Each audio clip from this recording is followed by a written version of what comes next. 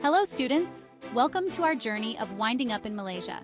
Imagine this, a vibrant country filled with rich cultures, stunning landscapes, and a booming economy that's a magnet for businesses from around the world. But what happens when a company needs to wind up its operations here? Let's dive into the process. It all starts in a bustling office where the decision to wind up a company is made. The members convened, and after careful consideration, they agreed that it was time to cease operations. This could be for various reasons: financial struggles, strategic shifts, or even the completion of the company's mission. But before they may proceed with such a decision, the company must first decide which route they wish to opt.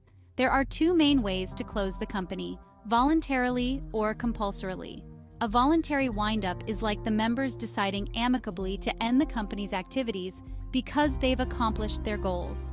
A compulsory wind-up, however, is when external factors like legal obligations, legal repercussions, or insolvency issues force the company to close through a court order. If the members of the company decide to go for a much more amicable route, they may opt for a member's voluntary winding up. The process starts with a board meeting where the members pass a special resolution proposing a voluntary winding up based on Section 439 Companies Act 2016. That special resolution must be passed by the company's members within 5 weeks of the declaration of solvency.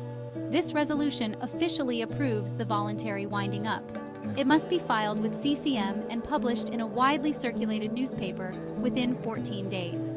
The date of the resolution shall normally be the date of the commencement of winding up process.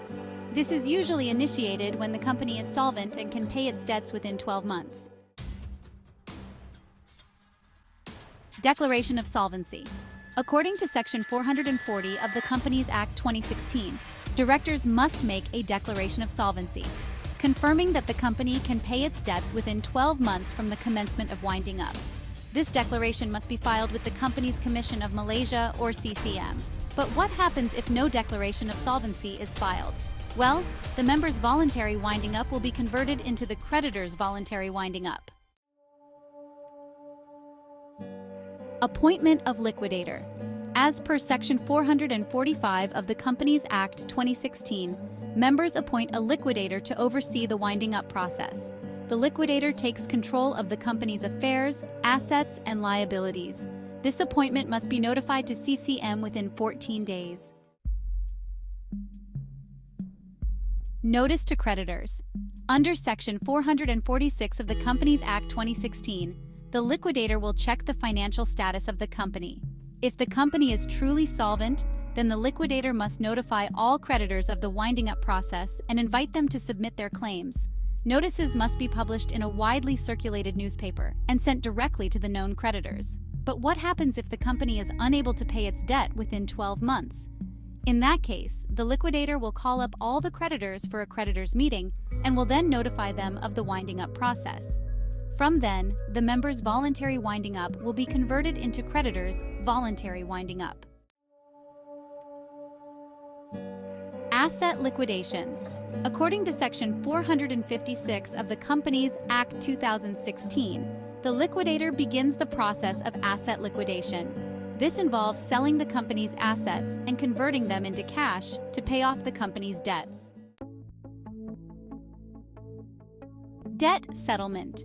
As outlined in Sections 527 to 529 of the Companies Act 2016, the liquidator uses the liquidated assets to settle the company's debts. Payment is made in a specific order: secured creditors first, followed by unsecured creditors. Any remaining funds are then distributed to the shareholders. Final meeting and report. In accordance with Section 459 of the Companies Act 2016, once all debts are settled, the liquidator calls a final meeting of the members and creditors. During this meeting, the liquidator presents a detailed account of the winding up process. If approved, the liquidator files the final accounts and a return with CCM. Dissolution. After the final account and return are filed, as per Section 459, 5, and 462 of the Companies Act 2016, the company is officially dissolved. The the liquidator must lodge a return of the final meeting with CCM. The company is then struck off the register and ceases to exist as a legal entity.